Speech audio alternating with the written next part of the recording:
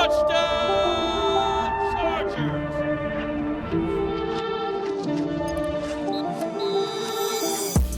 Welcome to Chargers Weekly Inside the Bolt with the great Jahleel Addae. Coming off a win, Jahleel, and it was a hard-fought win. It was a defensive effort. I'm certain something you can appreciate. It was a desperate Falcons team, and everyone we talked to prior to kick, just walking around Mercedes-Benz Stadium, essentially shared as much, that coming off the loss that they had against the Broncos, having 2 weeks to think about that, knowing that the Buccaneers were surging, that this was going to be a frisky Falcons team and one that was determined to get their season back on track. And, you know, the Chargers defense took all those punches and were able to punch back to the tune of a forced fumble and 4 interceptions and get out of there with a 4-point victory. It was impressive. I said to DJ, I really don't remember a win like this. Just kind of this gritty, they really move the ball, but then you force turnovers. The offense, lowest number of yards since 1960, 187, when you still get a victory. It was really, even though it was a low-scoring game, it was really fun to call. Yeah, I mean, I remember a special team coach when I was in the league would always say, listen, when you go on the road, you have to pack your special teams and you got to pack your defense. And that's what the Chargers did. Obviously, Cameron Dicker came through with those big clutch field goals earlier on in the game. And then when you look at the defense, look how Tony Jefferson started the game. Shout out to Tony Jefferson, 10-year veteran, right, was playing when I was playing, still balling. Derwin James, Elijah was playing well. Like the whole secondary, can't forget Tarheeb Steele, young rookie who's flourishing, 2 interceptions, AFC Player of the Week on the defensive side. So you just love to see, like, even though the offense did sputter, they didn't have their best game, special teams and defense came through for them. Yeah, look, Marcus May's getting a lot of attention, and he should. It's impressive. The guy signs on Wednesday, he has a single practice on Friday. He goes out there and plays 21 snaps and ends up getting an interception that was really the critical play, you know, coming off that fake punt that didn't work out to prevent them from getting any points off of that. And we know every point was critical. But I'm going to start with where you started in Tony Jefferson, because I remember a presser, and I don't remember where we were. I feel like we were on the road, though, or maybe it was in training camp. Anyway, Right. Jesse Minter was talking about Tony Jefferson. He's like, it's not that he was just out of football last year as a scouting intern and someone that just wanted to stay around the game. And he's an incredibly smart guy. You were here in training camp at some of those practices and out on the field. He said, so it's not that he was just doing that in 2023. He really has not played meaningful football, like has not been a regular rotation player since really 2021. Yeah, so, around 2021, because that was my last season. So that was the last season that Tony was, I think he was in maybe Baltimore at that time. And he got on with the Giants, but it was late, you know, kind of picked up later in the season. And, you know, a veteran, you know how it goes. At certain age, they start to, you know, knock your age and is it injuries? And so he was getting picked up later. And then once again, he took a whole year off, going in the scouting department, and he's come out, obviously had that crazy special teams, preseason game, you know, against the Cowboys where he solidified his spot on the roster. But Tony's a guy who's been doing it for a long time, same class as me, came in 2013 undrafted just like me, and mutual respect I have for his game on what he does on the field, and obviously a good person, good father to his kids off the field. So, man, it was exciting to see him come. He set the tone. Second play of the game. Second play of the game, came down, blew him up. I love it. Blew him up, made the play, got up, flexing his muscle. I said, yeah, that's a T-Jeff that I know. Exactly. So I'll ask you, I mean, and I don't know if you can quantify it, but how hard is that to do? Because coach, you know how coaches, football, man, football player, guy goes out and plays football, competitors welcome, we love Tony, but to me it seems like that would be, and it's interesting that it happened in that game, because Atlanta has got this crazy deal going on where Eddie Goldman has not played football in 2 years. He is their starting defensive tackle and has been this entire season. He had not played in a game in 2 years. Retired. Signed with the Falcons. Retired before the 2023 season. They brought him back in. Kevin King had not played in 2 years, and he ends up making the stop on the fake punt on special teams.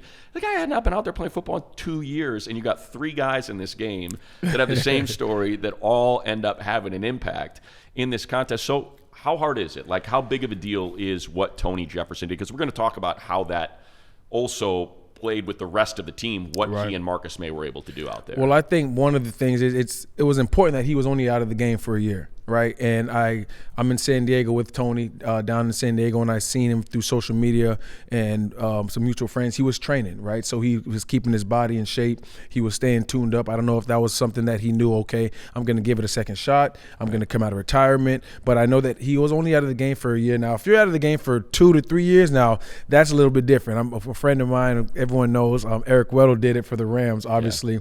Yeah. But I think Tony was still around the game.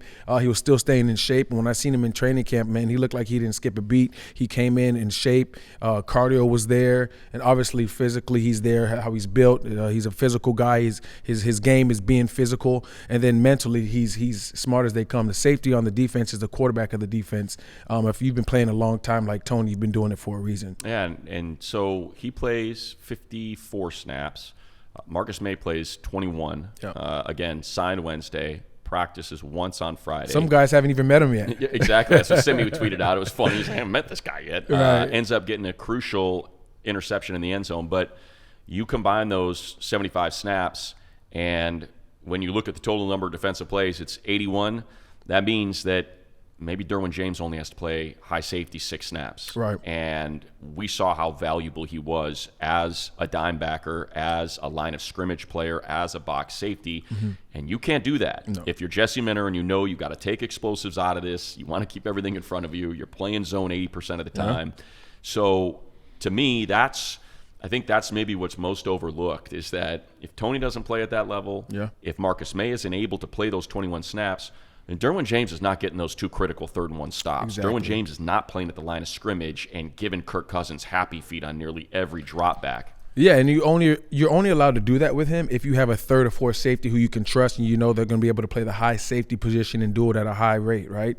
And even with Alohi, when he was healthy, the 3rd safety that came in was Elijah, and he's been balling. He's an unsung hero, honestly, on this defense as well for what he's done for this defense. So during playing at the big nickel spot on 1st down, 2nd down, a lot of teams like to get guys into nickel and then fast jet motion and then bump the nickel into the box. And now a nickel who's more so of a smaller body, who's more so of a corner, doesn't like to fit into those runs, can't read the guards pulling. So when you have Derwin at that nickel spot, teams can't figure out how to get the run game going, because once you bump speed motion to the other side and Derwin bumps into the box, he's not who you want in that box against the run game, right? So it's almost how the Baltimore Ravens use Kyle Hamilton is how they're using Derwin James right now. And like you said, you've seen him flash on those 2 3rd and 1 stops, man. It was big time plays during that game. I mean, I made the joke earlier this week with Lorenzo. I was like, it's like Warren Sapp level get off. I mean, that play where he tripped up Drake London on that sweep,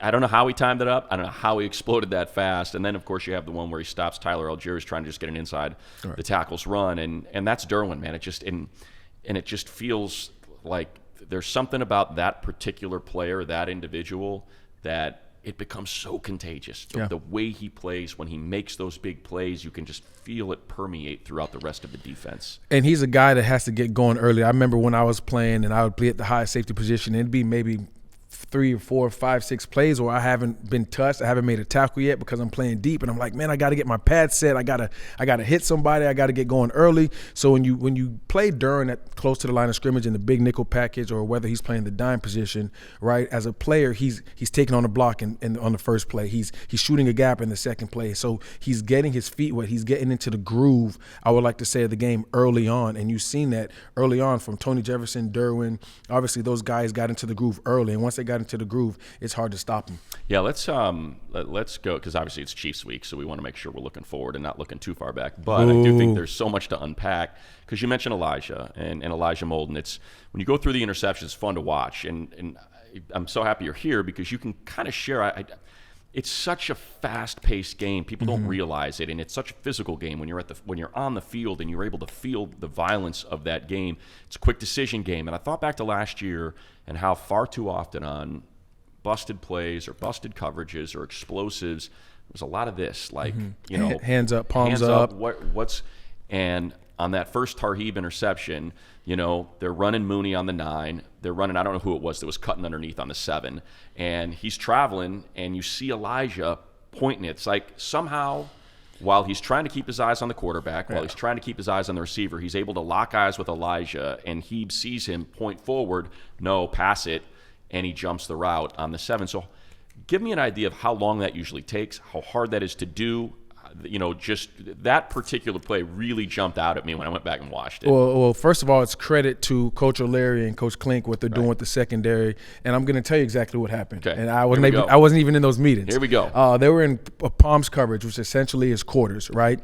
Corner has a quarter of the field on that side. The safety has a quarter of the field on that side. But what they're both doing is reading number 2. Right? So if number 2 breaks off at any point past 5 yards, the corner will fall off. So London ran a lot of times people like to get you in quarters coverage and palms coverage to try to mess you up, because some teams might say break off at 5, we fall off, break off at 10, we fall off, or anywhere down the field after 5, we're falling off. Obviously, anywhere down the field is what they were coached, because it was a deep 7, right? So as he broke out, that's when you seen Elijah look at him like, hey, we're in palms. He broke out, you fall off. And once he falls off, now the safety has to get over the top to number 1 is what you've seen. Right. So they were essentially in a palms coverage, quarters, but they're basically reading 1 and 2. And it was the perfect call for the perfect play. All right, let's go to the other perfect call then, the pick 6, when you got 7 guys on the line of scrimmage. Yeah. And I think it was the second time they had given him that look, if I remember right. And I think the time before was the one when Daiyan dropped out and would have had that. He would have had an interception if it was not popped there at the line. So was that Tierra, I think, that maybe got his hand on it? That popped it up in the air. If he doesn't hit that, that's a pick for Daiyan, no doubt. But yeah, so I think the pick 6 was, what's going on there? Is Tarheeb playing cover 2 safety? Is that or what is he? Is he squatting? Like, what is he doing? Yeah, so basically they were showing man. They were showing man blitz, 7 guys up on the line of scrimmage, and all they did was on the snap of the ball they dropped out. And they dropped out into cover 2. They were playing straight up cover 2. Now, if they would have just lined up in cover 2, Kirk Cousins would have seen it. He would have been like, all right, I'm not going to the flat, because I know as a quarterback in cover 2, there's a hard corner in the flat. So they showed man, they showed pressure, and on the snap, he's thinking, I'm getting pressured. I got to get it out of there. I got to get it out of here. And that out's going to be open. Exactly. And then they drop into their coverage. He only has a certain amount of time because he has those savages rushing off the edge. Right. He has guys lined up in the A gap. He's feeling pressure, and he's patting it. Tarheeb does a good job of acting like he's sinking, but he knows I'm sinking for the 7 right behind me, but my job is in front of me. And then that's when Mooney came in front of him. He stepped in front of it and made a good play. And made it look easy and took it all the way. And look, we heard about Tarheeb, and you can maybe speak to this, kind of what flashed in training camp, because it was the first name that came out of Derwin's mouth when he was asked, hey, how about the young players? Who's kind of impressed you so far? And he said Tarheeb still's going to play this year. Yeah, so it was Cam and it was Tarheeb, but Cam was more so like, okay, this guy's physical. He has long levers. He can get his hands on receivers. Tarheeb was more so, his personality is just real laid back, real chill. And it's almost a great personality to have for corner, because you have to have a short memory, 1. Right. And 2, it's the hardest position. You can't be you can't be nervous. You can't be jittery on that island. You have to be confident in what you do. And the thing that I seen with Tarheeb coming out of training camp was he was a ball hawk. Reminded me a lot of Casey Hayward. Like, the ball finds him. Like, there's certain guys on the roster where the ball just finds him. And in training camp, he was doing it at a high level against the 1s, against the 2s. And I said, you know what, this kid right here from Maryland, 5th round draft pick, shout out to the front office here in this building, man, for finding that guy, and Cam Hart as well. But I knew he would be a guy who would be getting his hands on the ball a lot this season. Yeah, it's interesting the way scouting works, because I think it was the year prior that Deonte Banks was the first rounder. I don't think it was this year. It was the year prior. Yep. So you almost wonder, I'd love to ask Joe Ortiz if that was the case. If you're going out there to scout Deonte, he's a Baltimore Raven, so you're going to Maryland games, For sure. And it's like, you know what, just put a pin in this guy. Let's put a pin in Tarheeb, and when the time comes, maybe we know a little something that other people aren't paying as close of attention to. Now, the guy did have 5 interceptions his senior year, so it's not like he wasn't on people's radar. But it is interesting that he slips to the 5th round like Cam Hart. Now, like you said, though, Cam's different. He's a different we're corner. Drafting on potential. We're drafting the tools, whereas Tarheeb was, this guy's got production. This guy can play corner. For whatever reason, he slips to, I don't know why he would never know in this process. You never know. People ask me to this day how I slipped to an undrafted free agent and money. I still can't tell them. Exactly. However, it comes out, and I guess this is kind of the weird thing about this particular game is just the eye test. The way the game was playing, it really felt like the Falcons were having their way, and the Chargers were struggling because Bijan's running well, and now you got linebackers that are kind of on play action. They're dropping a little bit, or they're coming up a little bit, and they don't quite know where to position themselves. And then for whatever reason, it all just they're forcing these 11-play drives and these 12-play drives, and they finally get them off a schedule, and they finally get that that tackle for loss, or they're and they're forcing field goals and not allowing any sort of touchdowns to come out of it. Like, what did you take away with the way? Because you look at the numbers and they double them up on yards. I think that the biggest thing was that they forced them to field goals, because if they don't force them to field goals in either one of the, let's say 2 possessions, right? It's a totally different game. Yeah. So a lot of times we say bend don't break, and that's not what the Chargers been about all season long. They haven't been bending at all. But this game, the Falcons came out hot. They had a good game plan, and they were using their guys accordingly. And Bijan was running the ball well. But I think the fact that they were able to hold them in the red zone allowed Jesse Manor and this defensive staff to say, you know what, at halftime, this is what they're doing. We're looking at the iPads. This is how they're attacking us, and they were able to make adjustments in the second half. All right, let's go to the other side of the ball, because clearly Ladd McConkey had a game for the ages. It's the most productive, first half of receiving by a rookie in Charger history, 107 catches. But there's a flip side to that, and that's that other receivers struggled to get open. Tip your cap to Josh Palmer. That was an incredible catch on the 2-point conversion, and we know how big of a difference that made. Instead of an a 2-point incredible lead, throw. It's a fastball, man. Yeah, it's a 98-mile-an-hour high heater, that's chest high that you got to chase, and he threads it through 2 guys. But just between those 2, and I'll get to something off of that as we preview the Chiefs game, but just kind of they played a ton of man. It's been talked about now repeatedly that a lot of these teams are starting to play man on these guys, and Herbert's looking for answers and guys to kind of raise their hand, and it feels like they're struggling a little bit out there. What are you seeing on offense, and why?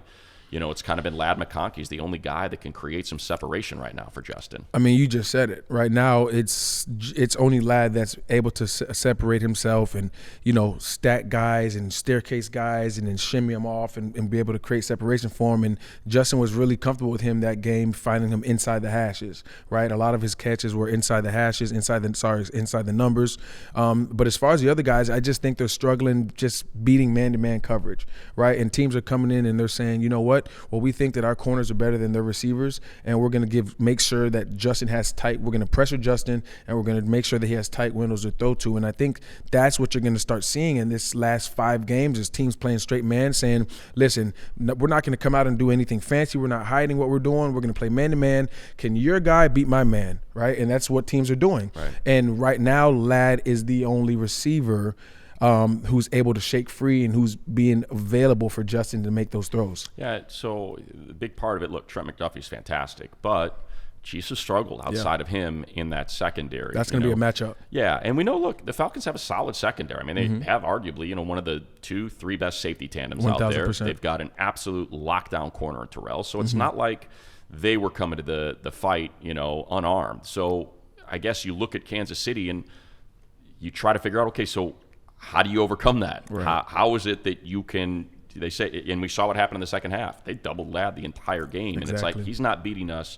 So what's the secret there? Like, what is it that these receivers have to do? Because Justin's been one of the best quarterbacks against man his entire career. It's not like he can't do it. So what is it that they need to do that you're seeing that they got to be better at? I mean, it's this late into the season, Money, and it's been kind of the talk. It's been kind of an issue throughout the season with, the productivity of the wide receivers. It has to go to the coaching staff to be like, you know what, these guys are struggling. How can we help them separate themselves, right? And the way you help receivers separate themselves is by doing stacks, by doing motions, by doing bunches, by creating stacks, 1-2 stacks, by creating a 3-man bunch. Now these defensive backs can get their hands on the receivers, like versus if you're just lined up in a 3-by-1 or a 2-by-2 straight across the board and it's press technique, man-to-man in front of their faces, right? So you have to start creating short motions, fast motions, 1-2 stacks, bunches, so that these guys can get free releases and then get into their routes, and then sooner or later deep down the field can, shoulder off or shimmy off and create that separation that you're looking for. But if you're just lining up straight across the board right now and these guys are pressing across the board, pressuring Justin, it's going to be tough for these guys to separate as we've seen in the past. I'm guessing you have the same thing I have in terms of what you hear from people that want to talk to you about the Chargers. And it's funny because it's not like it's a name. We're not talking about Keenan Allen or Mike Williams or Devontae Adams or pick your favorite Jamar Chase, but everybody's asking like, what's going on with DJ Shark? Like, what's up with Chark, and why is he not out there? And what do you think? And I'd say, I don't know. I have no answer, because when I go through and I see that, you have 0 receptions for Jalen Reagor, that's where I assume the competition is. And when you see the struggles of Quentin to get off of this press man as of late, and Josh has struggled a little bit, I think you're asking, okay, well, he's active now. What's going on? Why is he not out there? Because this is a guy that's been in X his whole career. He can win 50-50 balls downfield. I don't really feel like any of these other receivers have that particular skill set. So what do you think, if you had to guess, I know we're just trying to speculate, what do you think it is? Yeah, because Coach said it's not medical. Yeah, and he alluded to that earlier this week. And maybe, well, first things first, when he was in camp, he was Justin's deep ball threat. Right? Like he was. And it looked good. Yeah, he was eating. He was eating in camp. And maybe that, he's coming off an injury and they're trying to get him up to game speed and get his conditioning back right and just get his timing down. I don't know. I expected to see him play against Atlanta. Yeah. I do expect to see him out there against the Chiefs. I don't know. Maybe they're saying, let's just give him one more week. We've cleared him, but he's not just quite ready for game shape, and you don't want to throw him out there. And now he has a hamstring that he's dealing with or a soft tissue injury. That's the only thing that I can think of right now, Money, because with the lack of productivity from the receiver room, when you have a guy like that who you brought in for that reason to be a 50-50 guy, a deep ball guy, a guy who can stretch the field and, open up the underneath routes for Ladd and those other receivers, I'm not sure why he's not out there right now. Yeah, and I think there's a flip side to everyone's talking about, they miss Mike Williams so much. He's the best 50-50 guy. He's a 90-10 guy. And I say, and I would always say to them, I was like, yeah, you know what? You also have a quarterback that can throw it. It's not just the receiver. You got to have a quarterback that knows how to throw it. And we know that Herbert knows how to throw that ball, which is why it's been so, I think it's just been the one thing that could really help this offense out. The other thing that kind of was weird in that game, and I pulled it up, is, you got Gus Edwards, who's got 6 carries for 32. You got Kamani, who's got 4 for 20.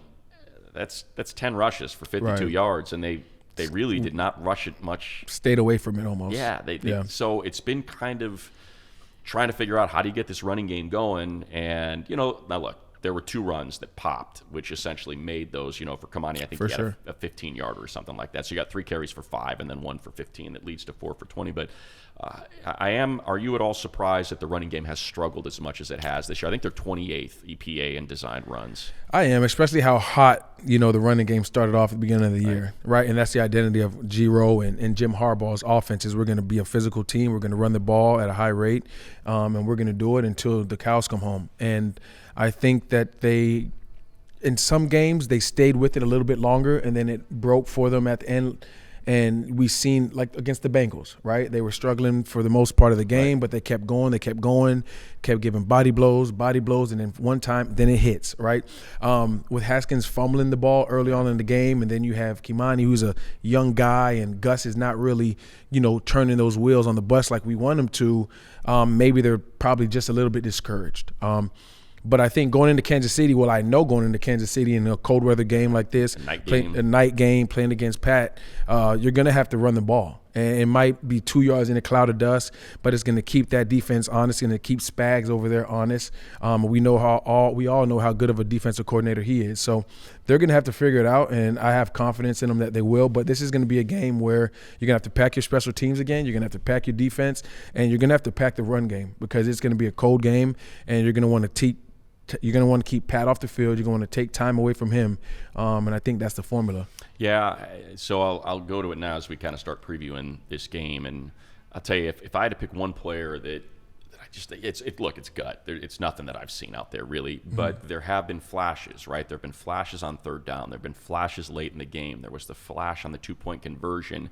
Like Josh Palmer is, one of the few guys on this offense that's been around, that kind of knows the heartbreak in these games. And I've got to believe when you're watching this film and you see defense is not like it was last year. This Chiefs defense is not the same as theirs. There is room. It's leaky. Yeah, there's room to eat out there at those corner positions. The pass rush has been, it's great in the interior. Chris Jones is ridiculous, but it hasn't been as dominant. So there's going to be opportunities. They play a ton of man. Yeah. I just feel like I've been waiting for it all year. I thought this was going to be a big year for Josh. I thought that, going into free agency, as the This number was one his receiver. opportunity. Yeah, and I feel like maybe that 2-point conversion, that grab, is something that can spark. And I've just kind of been waiting for that breakout. Josh Kane, we've had breakout catches in pivotal moments. He's been critical to their 8-4 record, but kind of as you watch it, do you see that? Do you see it inside there where we're just kind of maybe get that game instead of just a couple plays from Josh Palmer? I would love to, right? I would love to, and obviously I have a lot of respect for Josh Palmer and what he does and what he brings to the table. But like you said, it has to be if it's not Josh, it has to be Q, right? If it's not Q, it has to be DJ, because right now it's only Ladd, and you can't go into a game, or you can't go into this late in the season, going into December, looking for a playoff rush, playoff push, and not have no other weapons be available for Justin. Right now it's receiver by committee besides Ladd, right? And if it has to be like that throughout for the next 5 games going into the playoffs, and Ladd's the one who's eating and he's carrying the load, and then each and every game there's somebody different stepping up, hey, so be it. It's a win is a win, right? We are where we are in the season. We know the personnel that we have in the receiver room, and I would love for it to be Josh, and I hope it's Josh, but if it's Q, if it's DJ, if it's Disley, I don't even care at this point. I just want to fire those cannons, man. We have to get the ball moving more. We have to be a little bit more explosive, because the defense is doing a heck of a job, but it's going to be tough for the defense to continue to win games like this as we go down the stretch. Yeah, to me, the other just going back and watching all the runs, there is one thing that all the explosive runs have in common, or at least close to explosive runs that they've had, and that's follow Matlock. Yeah. Like, it's been impressive how good of a fullback he's become. Yeah, he's been balling. And it's been interesting because they have played with 3 receivers a lot this year, a lot more than I thought they would. It's been 21 in a lot of those cases where Matlock is out there, or Fisk is acting as that fullback. But I thought we'd see a little bit more 2 tight ends, 12 or 22, which we have seen a little bit of. But I don't know if that's maybe the solution here against the Chiefs with, like I said, that kind of leaky secondary that we've seen, to try to get a couple of those downfield plays to develop. Just give them an extra beat to push that ball downfield. It feels like they need that. They need that explosive player downfield, those explosive passes, to get this thing to open up and breathe a little bit. Yeah, and I think maybe because the injury of Hayden, right, you haven't seen much 12 personnel. Disley's really been obviously the available tight end who has had the most production. Smart is obviously a young guy who is coming into his own, but I don't know if they trust him enough, to have him out there on that 12 personnel look. So that's why you're seeing more 21 with Scott and, Powers and Leeds and stuff like that. But however it is, if you got to show 12 and do max protects and only have 3-man routes, then you have to find a way to get explosive, because if the running game is not there like we spoke about, right, there has to be a way that you can push the ball down the field. And I know Justin wants to push the ball down the field, right? Like, that's he's got the arm to do it. He has the arm. He's confident. And what I want to see him do again is continue to use his feet. Don't forget to use your feet, because that's what's allowed him to be successful this whole second half of the season. Not only is he taking care of the ball, which has been fantastic, 1 interception on the season, but he's been able to use his feet like he did in the Oregon days, and that's what makes him Justin Herbert. It's hilarious. I was just about to say that. I was like, this is reminiscent of the 2019 Rose Bowl team, where when you go through those and you wonder, how is it that Justin Herbert slipped to the, being the 3rd quarterback taken? And, no idea. And I'm glad he did, though. You watched that season, and just look at the box scores. It's 12 attempts, it's 14 attempts for 116 yards one game, 170 the night, and it's 9 carries for 35 yards and a touchdown. And it's just, it was the Mario Cristobal, like, hey, our defense is great. No matter what, do not turn the ball over. Exactly. And I feel like that's the Justin Herbert that we had in that Atlanta game. Everybody's asking, like, how does a team that's got 10 sacks on the season get 5? It's like, because he ate it. He ate it. He ran into one. I think he definitely ran into one. He might have run into 2, but he was just eating it like, whatever, man. Exactly. And they were playing great. They were playing sticky coverage on the back end, and he's kind of patting and he's looking and he's waiting for a guy to get open. But it's more so like, hey, you pat once, you pat twice, and that alarm clock goes off in your head, and you got to just go. Like, and I'm not saying it has to be Lamar Jackson-ish, right? But it needs to be to where, hey, if I'm looking at my first read, my second read, my third read's not there, I got to go, right? I got to go. I got to go pick up this first down. And if anything, just keep the chains moving, right? And I think that's he's done it. He's done it this season, and I think that's when he's playing his best ball, when he's playing like that. Yeah. So let's go to the other sideline and what we've seen from the Chiefs, it's remarkable. Like, to put it in perspective, the Chiefs are a plus 54 in point differential this year. Yeah. They are 11-1, and they are plus 54. To put that in context, the Chargers are plus 72. The other 11-1 team, Detroit, is plus 180. Like, that's the kind of buzzsaw that you should be if you're 11-1. Sure. The Bills, I think, are plus 135 or something like that in differential. I'm not saying it's a mirage and that they're not worthy of their record, but it's a team that's gettable and has been flirting with it for the last 5 weeks or so, and so many of these wins. And it feels like if you can maybe just pop that, whatever, if you can somehow be the team that does it, then that national narrative is going to change, and it's going to be a lot of finger pointing and question like, hey, this is what we've been talking about this whole time. You can't sustain. This won't work in the playoffs. Right. They got to figure some things out. Plant nefarious seeds, plant seeds of doubt. That's kind of why I think this is bigger than just a win versus a division opponent. I think you can really do some damage to sort of what the Chiefs have been, the fire that they've been playing with for the last month plus. I'll say it for you, Money, because I don't like the Chiefs, okay? There you go. But no, honestly, it's what it is. They've been squeaking by. Like, all their wins have been very close wins. They've been blocking field goals last seconds, right? There's been, last week we seen with the Raiders, the debacle with the Raiders snapping the ball, and there's a dead whistle. And so it's not like the Chiefs are the old, and obviously you have to respect them because they have Patrick Mahomes. They have obviously Travis Kelce. His production is not what it has been. Nor is Patrick's. But they win, right? Yeah. They find a way to win.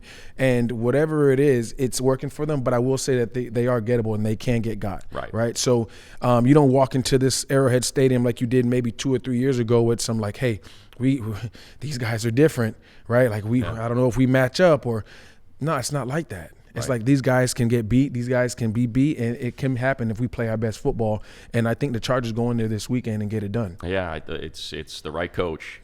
Coming off watching his Michigan Wolverines being the biggest underdog that they've had in that rivalry in like 20 years, and then going in there and getting that win against an Ohio State Just team. don't plant no Charger flags at midfield. Yeah, don't plant no Charger flags.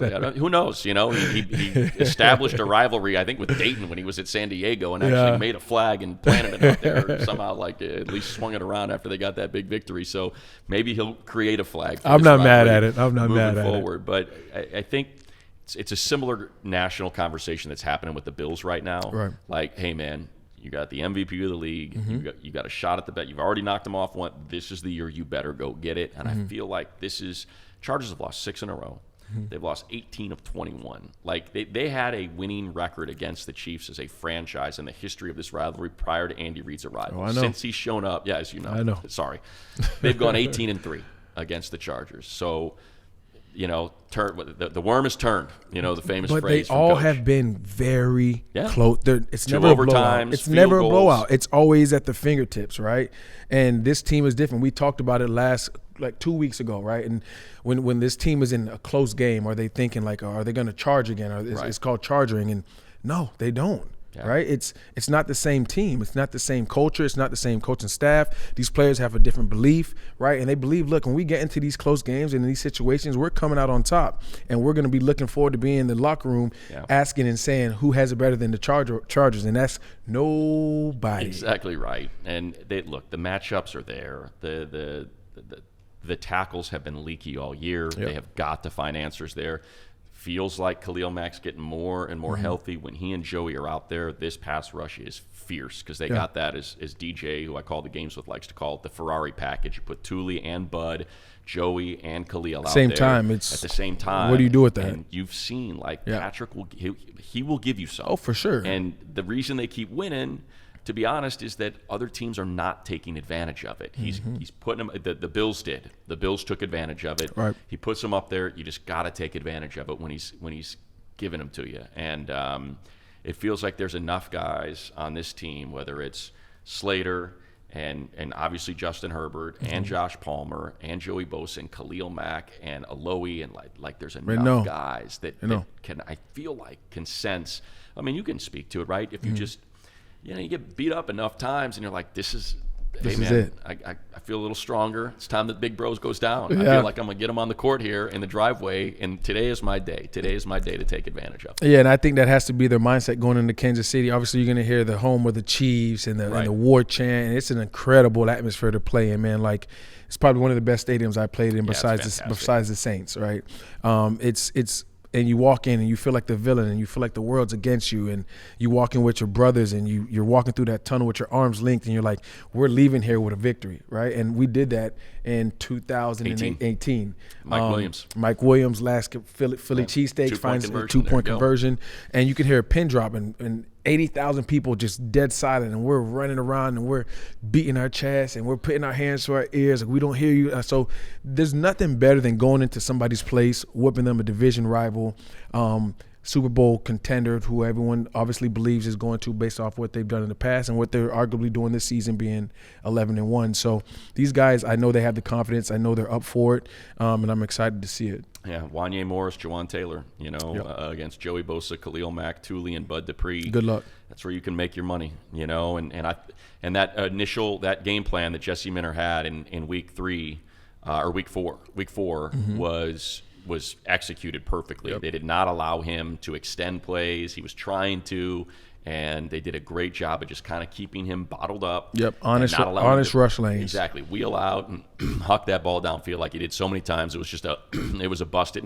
coverage. It was just a nice play to Xavier Worthy. They got him there one explosive. Outside of that, they pretty much kept him under wraps that whole game. So the game plan can be there. The players can do it. It feels like this team is so much better than they were even in that week, in terms of executing the offense. And it's weird to say it, but even when the negatives surrounding this, who have they beat and how did they look against Joe Burrow and how did they look against Lamar Jackson and look what those two offenses did. I know it sounds weird, but this offense is not. It's not that. It is not on par with the Bengals or the Baltimore offense. Because of the scars and because of what the Chiefs have been, you get that. And obviously Xavier Worthy, he is their deep threat. And like you mentioned, that was a good point.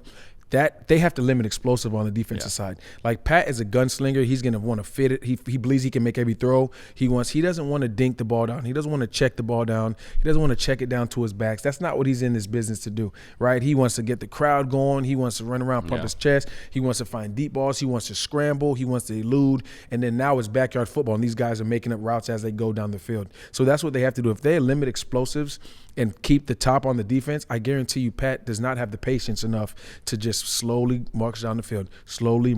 He's going to get frustrated, and he's going to fit it into those windows. And those guys they just had 4 picks last week, right? And they said once you get one, they just keep coming. And guess what? Sunday night, Christmas needs to come early. Patrick Mahomes, Santa Claus, give out those gifts, man. All right, there we go. Perfect way to end it and make our way over to the couch for our conversation with Troy Dye.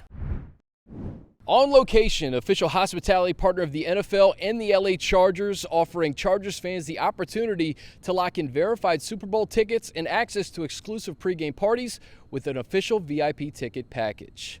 Take your pick from the best seats at Caesars Superdome, including the most coveted seats at the 50-yard line, and exclusive access from private pregame parties featuring big-name entertainment, chef-inspired food, and top-shelf bar to post-game field celebrations.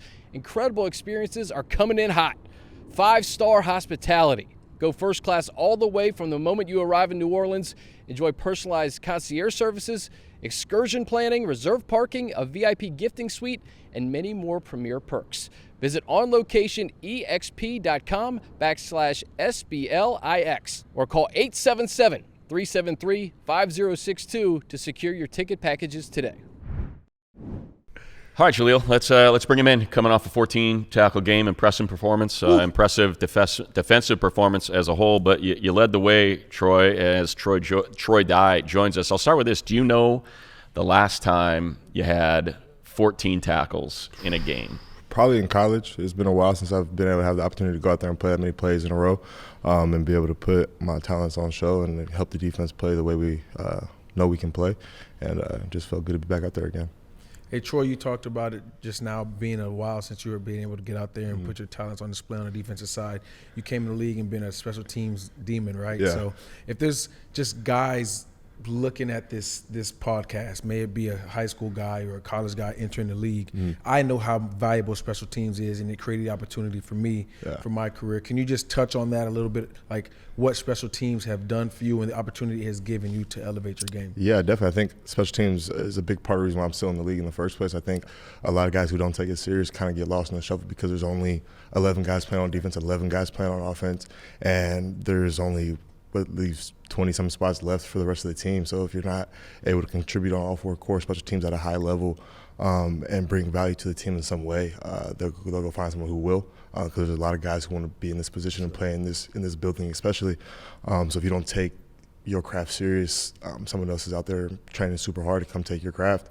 It's just part of the business, and just super blessed to have the coaches that I've had in my past that really emphasize and strained special teams, and that's how you keep the longevity in this league and be able to make plays on that one rep, and it goes a long way for the team on momentum and stuff of that nature. So just take it serious and really take it and run with it, and don't be ashamed of it. Like, it's a third of the game. Yeah. It's a big part of the game that people don't value as much as they should.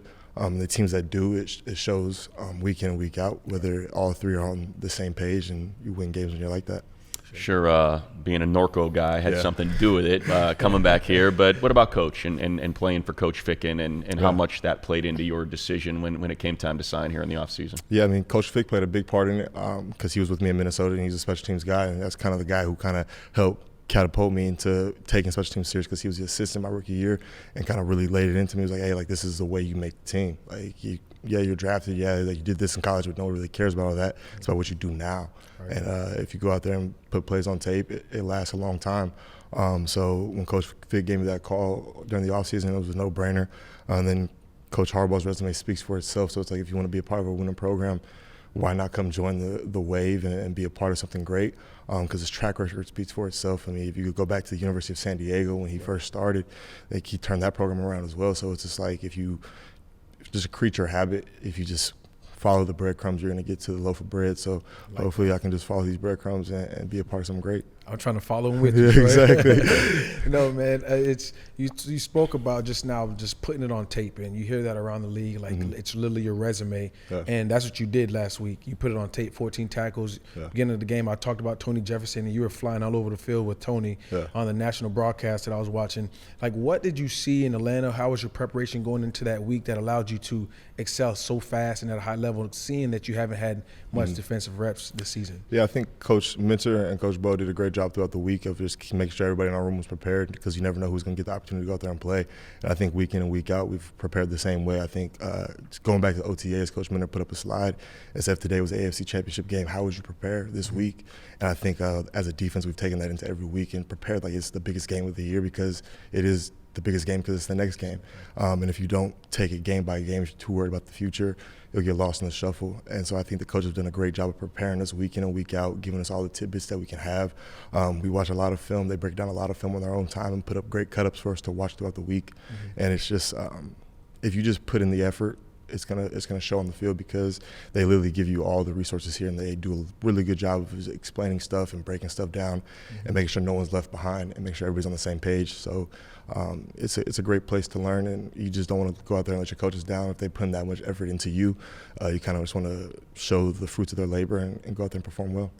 Troy, give us an idea, kind of coming out of the Baltimore game, how you're feeling. You know, Denzel doesn't play in that game. You and Nick are kind of, both playing alongside Daiyan, and what you took from that and what you were able to apply to this game, and how you ended up playing against the Falcons. Yeah, I mean, I think we have such a deep linebacker room that it doesn't matter who's on the field. We all know we can all perform at a high level. I mean, Nick had 8 tackles against Baltimore, played at a super high level. So I think when you have a room like that, you just want to go out there and put your best foot forward, so you're not letting the room down. Because at the end of the day, like, those are the guys that depend on you. You go to practice every day with those guys, like, you're lifting with those guys, like, off-season stuff, like, you're hanging out with those guys. So it's like you get to know these guys and get to know their families. And so it's like, do you really not want to go out there and put your best foot forward for those guys who depend on you as much as you depend on them? So I think it just reverts back to Coach Bo and Coach Minter and all those guys, just instilling that into us and making sure we're all out there playing for each other and playing as one unit, no matter who's out there. Let me say, you mentioned Coach Bo. So what's going on this week, man? Like, what's going on this week? Man, Penn State, Big Ten we've Championship. What are we doing this been week? Talking a little bit. He brought it up actually on Saturday after Ohio State lost, I didn't know who we were playing. Like after Ohio State lost, I was like, okay, like Indiana who's next? Yeah, because it doesn't really matter for us. But yeah, we've had some good banter going back and forth. He's a real prideful dude, especially with his school, deservedly so. I mean, his resume speaks for itself as well. But it's definitely been some fun back and forth. It's been a fun year throughout the building with the Michigan stuff and all that kind of stuff. So it's been a good year. I mean, speaking of Coach Bo, I mean, you get to play under a guy who was an all-pro, Pro Bowler, did it at a high level for years. I remember growing up watching Bo and the Candlestick with those 49ers, and him and Pat Willis were the truth. Like, speak on a little bit about, like, how much it's meant to you, how much it has allowed you to grow as a linebacker, learning from somebody who not just is an X and O guy or learned the game from out of a book, or a mentor who really was out there in the grass and on the field doing it himself. 100%. I think it's helped my game a lot because you get to hear those little tidbits. Like you said, it's not an X and O, it's not a playbook. It's like a feel of the game. Like, it's okay, if you get this and you see this is kind of what I would have done type of deal. And you're like, okay, cool. Like, I appreciate that. And it's like he always tries to find little ways to help your game, whether it's staying 100 during the play, like not letting up at all, or just reading different keys and seeing different things. And if you feel something, like trust your feeling and take advantage of it. But he's an amazing coach. I mean, he's done nothing but pass down his wisdom and pass down his knowledge, and just wants nothing but the best for our entire room. And it shows. Like, he has great relationships with all of us. And he's a great guy. I mean, he's a true leader of men, and really he's giving back, and really appreciate him.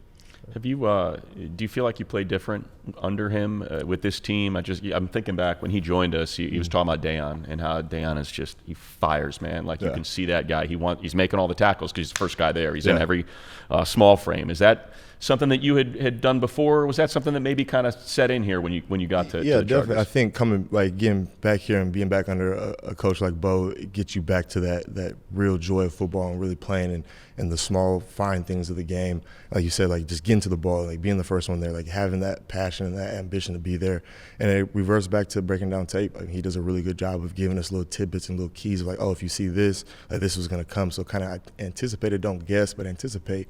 And I think Daion's shown that over the last, 12, 13 weeks. I mean, he's double-digit tackles the last 6 weeks, which is amazing. The dude's having a breakout year, Pro Bowl type year, and I think he's just soaking up everything that Coach Bo is telling him, and he's running with it, and it's great to see, and we love seeing the success in our room because it just reflects on everybody, and we're happy for him right now. Flex, I love it. Flex, man. Hey, speaking of flex, I think was this one that got flexed, or was this one already Sunday night already slotted? It's already Sunday night. Okay, it was already slotted. I know you guys are balling so much, Yeah. they're flexing everything. Exactly, yeah. No, man, but just changing gears here, speaking about the Chiefs. Obviously, Patrick Mahomes, his resume speaks for itself, and you know, the guys that he has around him have done a great job as well. What do you see on film just early on in the week? And obviously today's, I think, a third down day for you guys. And what are you seeing on film right now for those guys? I mean, like you said, he's probably one of the best quarterbacks to play the game ever. He knows what he's doing. He has a great offensive system. He trusts his system. And I think they all play together as one. No one's trying to go out there and make a super big splash play. Everybody kind of just does their job and does their 1/11th. And I think that's how they can get teams to kind of just fall apart, because they stay consistent, and like teams kind of fizzle out, and they're able to stay consistent and stay who they are. They're, like you talked about, third down. They're one of the best to convert on third down in the league. So you kind of just have to stay on 100, as Coach Bo would always say, and just make sure that you strain to the very last minute, because Patrick Mahomes is one of the best scrambling quarterbacks to get first downs on third down. So as long as we're able to just keep him in the pocket and do our job, and everybody do their 1/11th, I like the chances that we do have, but at the same time you have to respect him, because he's earned that respect and he's put it on tape. I mean, they're defending back-to-back champions, so you have to respect that, and you don't just get that. It's hard to even get to the playoffs. So to win back-to-back, they're doing something right. I did this poorly. I should have asked before we got to the Chiefs, but before we get any deeper into the Chiefs, I do want to go back to Sunday and the Falcons game. And I know you can't see it, but the people watching can. Maybe you can remember in your mind's eye. I just want to go through the play. I think it was a pass to Bijan in the flat, and just kind of take us through, finding the angle, getting there, and how you pull a guy down. Where did you get him? Did you get him a shoulder pad? Did you get him? I mean, and it's a 2nd and 10, and it is a huge play, because that thing's probably going for 15, 20 yards if you don't make that. So just kind of walk us through what you saw and how that whole thing came together. Yeah, it was a pressure that we had dialed up, and I was man on the back. And so when he released, I'm responsible for him. So I get onto the flat, and I'm like, okay, this is a big-time play, like you said, because I know it's me, and then the next guy is 20 yards back. Kind of just grabbed on the back of the shoulder pad, like right in between the crease, and kind of just held on and swung him down. Angle was kind of poor, so I kind of got to work on that and kind of correct that. But just the name of the game is get them to the ground no matter how you do it. So just happy and thankful to be able to do it and help the team in any way I can.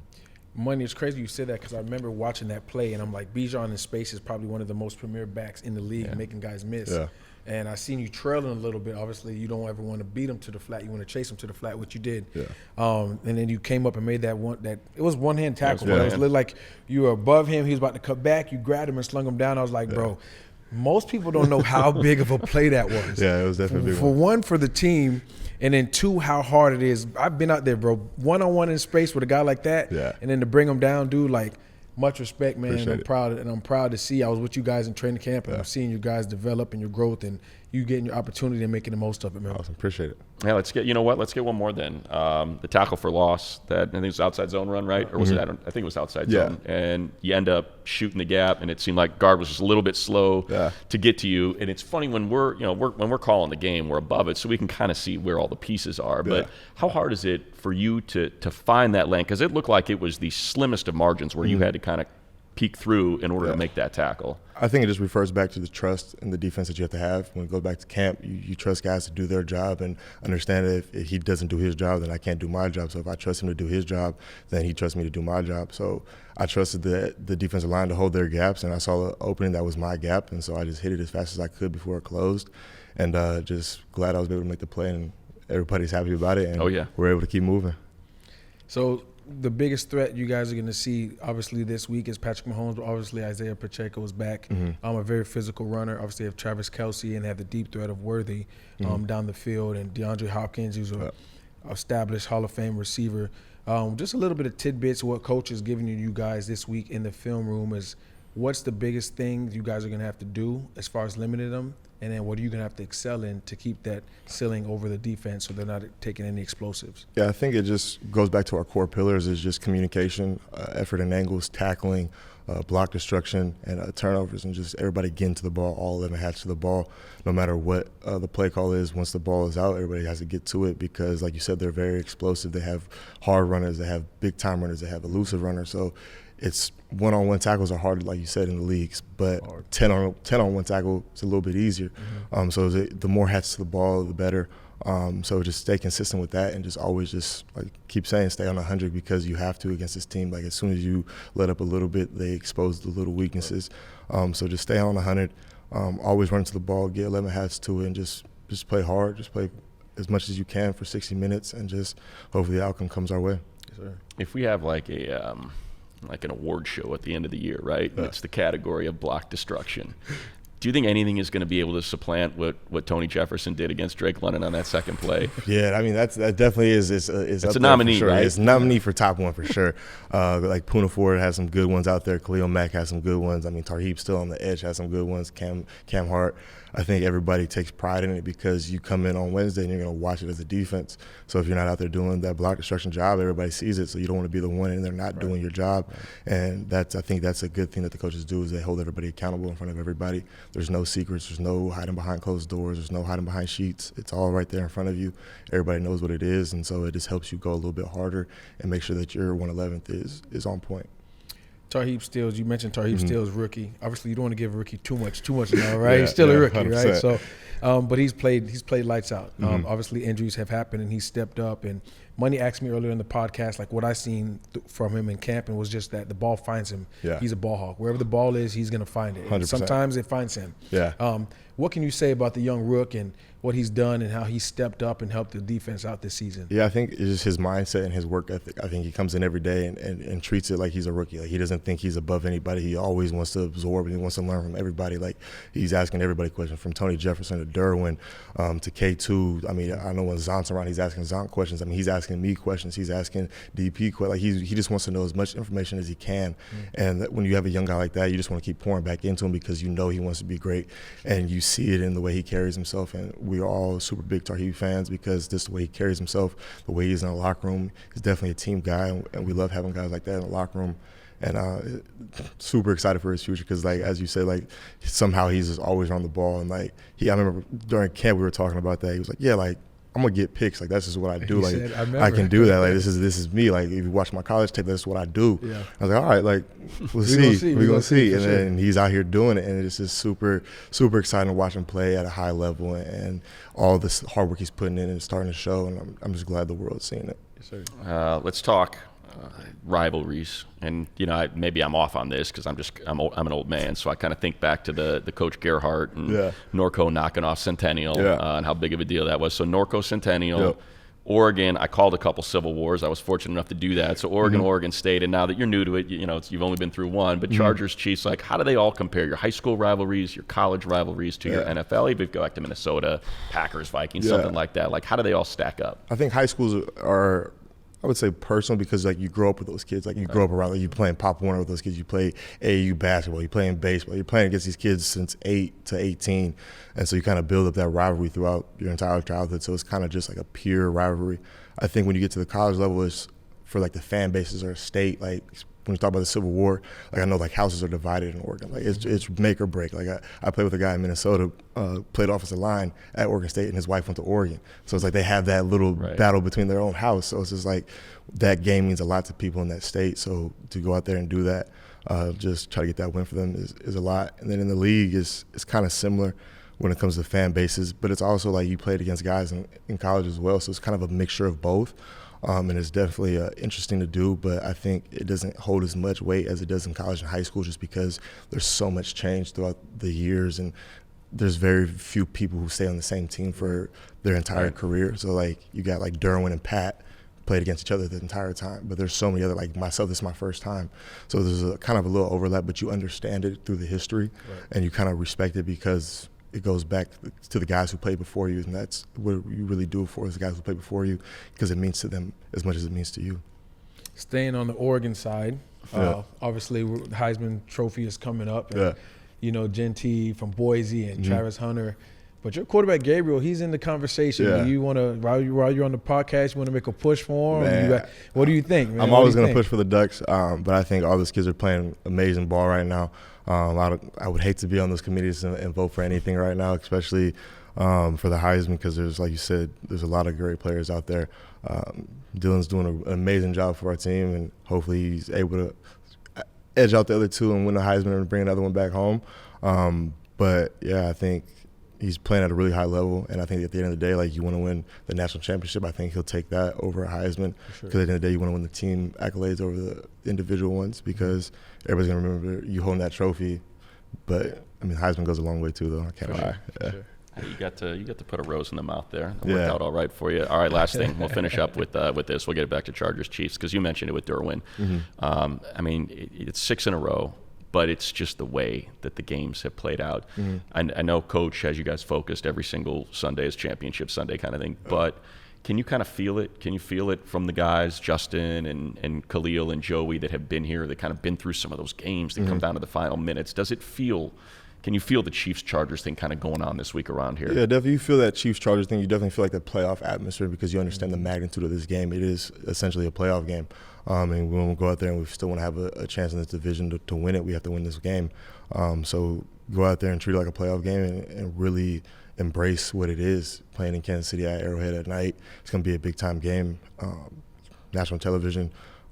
So it's going to be a fun one for sure. So you got to go out there and make sure you're prepared the right way and bring your best game, because everybody will be watching and everybody wants to see the outcome. Is it a work shirt and a lunch pail? Oh, definitely. That's okay. I'm coming with the work shirt. That's what you're gonna bring? 100%. I got to go buy one from Home Depot. I ain't going to lie to you. We're going to get it done for sure. All right. Well, we appreciate it, Troy. Congratulations on a heck of an effort on Sunday all season long, and stay healthy. Keep it going. Yes, sir. Thank you so much. All right. That's going to do it for us here on Chargers Weekly. Thanks for checking us out. As we always point out, if you don't mind, rate, maybe leave a comment, pass it along to friends. It's how we keep this thing growing, whether it's on the podcast or here on the YouTube if you're watching it. However you do it, we appreciate you. Thanks for checking us out, and we'll be back next week.